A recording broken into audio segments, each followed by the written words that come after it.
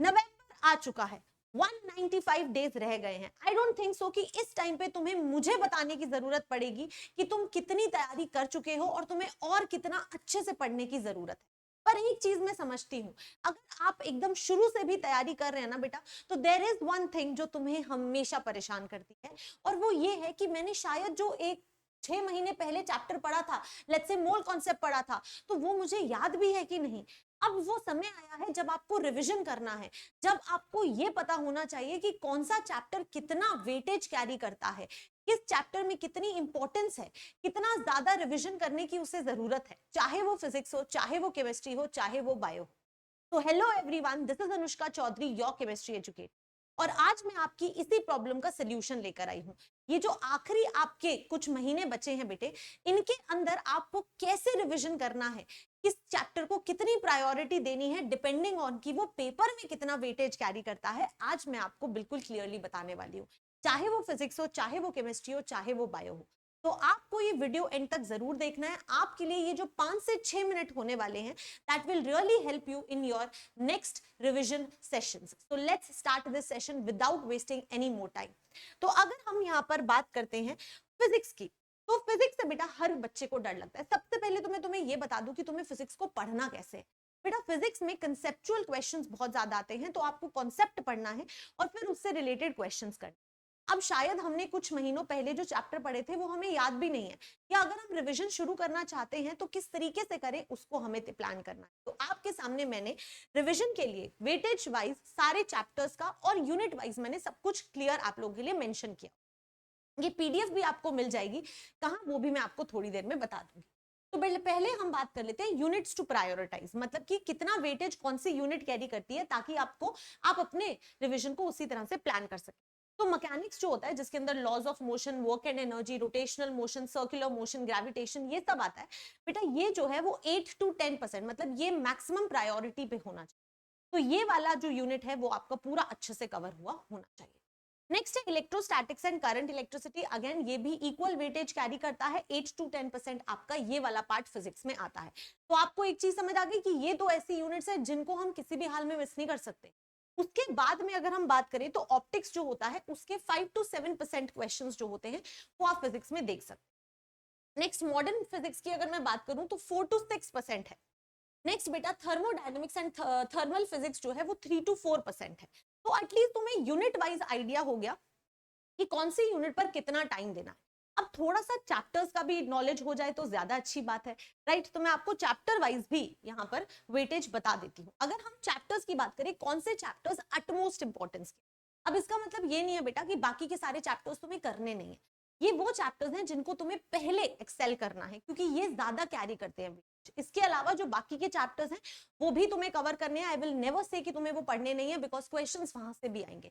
But जो main priority chapters हैं वो है current electricity, ray optics and wave optics, electrostatics, laws of motion and work energy power, magnetic effects of current and electricity, modern physics, thermodynamics, system of particles and rotational motion। ठीक है, ये वो chapters हैं जिनको आपको सबसे पहले cover करना है, जो सबसे ज्यादा वेटेज कैरी करते हैं। इसके बाद में बाकी के चैप्टर्स भी आप कवर करें। तो ये हो गई फिजिक्स की बात, आपको एटलीस्ट एक आइडिया लग गया, एक रोड मैप मिल गया कि कौन सी डायरेक्शन में मुझे जाना है। ठीक है, अब हम आगे बात करते हैं केमिस्ट्री की। अगर केमिस्ट्री की बात करें तो केमिस्ट्री में सबसे पहले हम यूनिट वाइज देख लेते हैं। यहाँ पर हमारे पास में यूनिट्स आपके सामने मैंने रख दी हैं।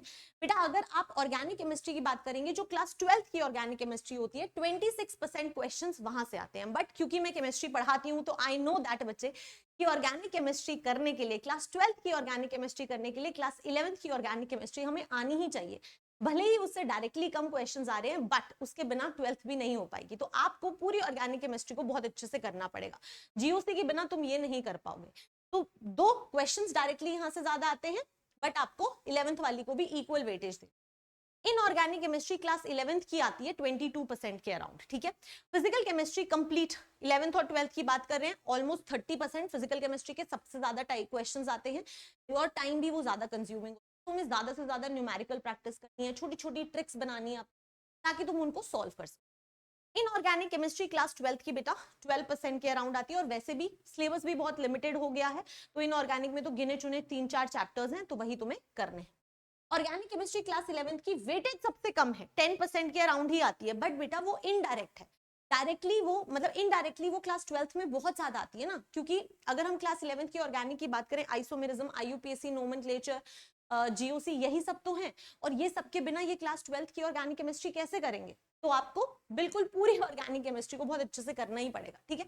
But still you got an idea कि यहाँ पे आपको किस तरीके से तैयारी करनी है। चलो थोड़ा सा चैप्टर्स की भी बात कर लेते हैं कि कौन से चैप्टर्स को मतलब which are very very much important, जिनको पहले रिवाइज करना, उसके बाद में आपको बाकी के चैप्टर्स, ठीक है।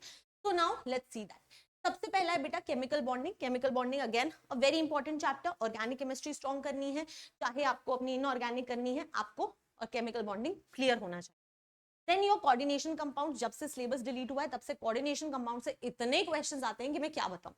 इक्विलिब्रियम बेटा आयनिक और केमिकल इक्वली इंपॉर्टेंट है, आयनिक से कंपैरेटिवली न्यूमेरिकल्स जो होते हैं वो ज्यादा आते हैं। Organic chemistry basics and principles, GOC वाला पार्ट जो है वो बहुत इंपॉर्टेंट है। Hydrocarbons plus organic reactions, and organic reactions में भी सारी की सारी नेम रिएक्शंस बड़ी ही इंपॉर्टेंट है। जब तुम नेम रिएक्शंस करोगे तो तुम्हें समझ आएगा कि ये ज्यादा इंपॉर्टेंट।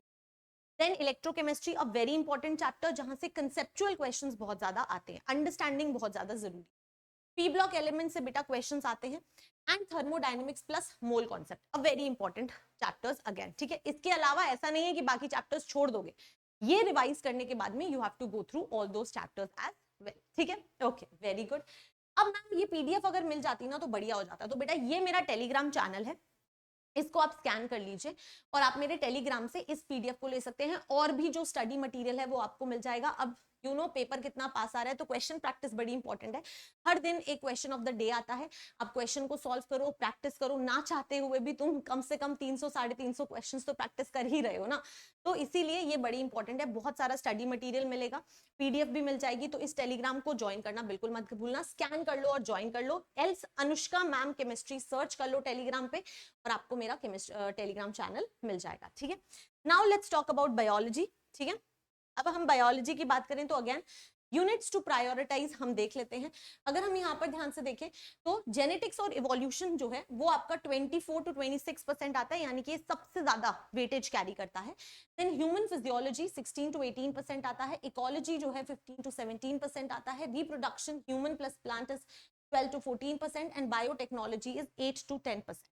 तो ये पूरा आपका यूनिट्स टू प्रायोरिटाइज है। आप देख सकते हैं, आप इसी के हिसाब से अपनी तैयारी करें ताकि आपका रिवीजन अच्छा हो, आपके माइंड को समझ में आए कि अच्छा ठीक है यार, प्रॉपर प्लान के साथ मुझको चलना है।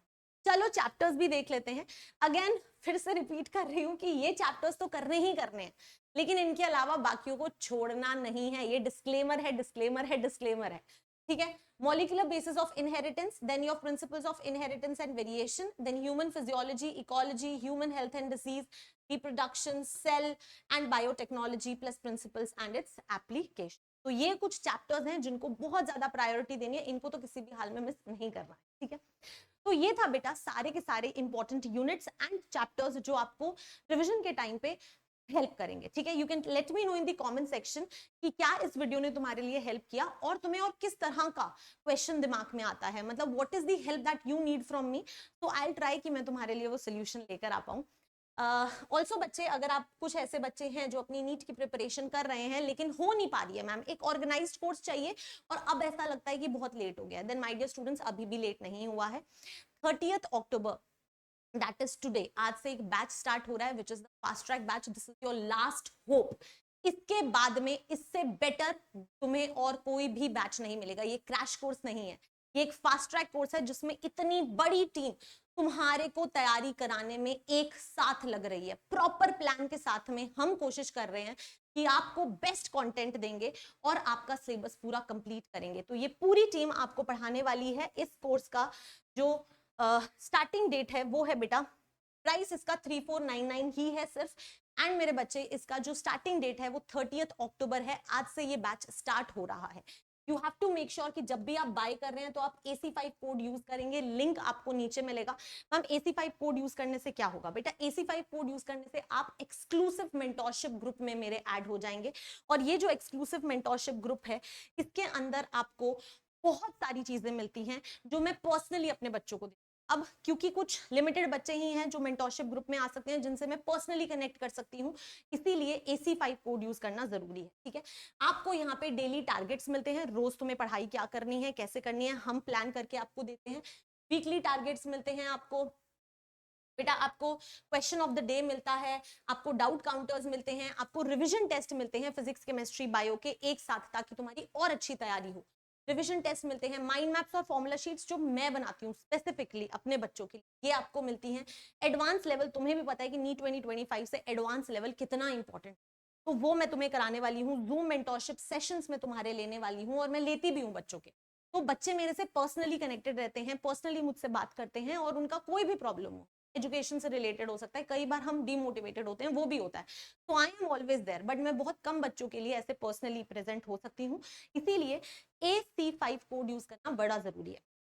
यहाँ पे मैंने स्क्रीनशॉट्स लगाए हैं ताकि तुम्हें समझ आए कि किस तरीके से इस पूरे ग्रुप के अंदर काम चलता है, ताकि यहाँ से रैंकर्स निकले। हर साल यहाँ से रैंकर्स निकलते हैं, और मैं चाहती हूँ कि नेक्स्ट ईयर भी यहीं से आप रैंकर बन के निकले। तो मेक श्योर कि जब आप अपना सब्सक्रिप्शन ले तो आप AC5 कोड जरूर यूज।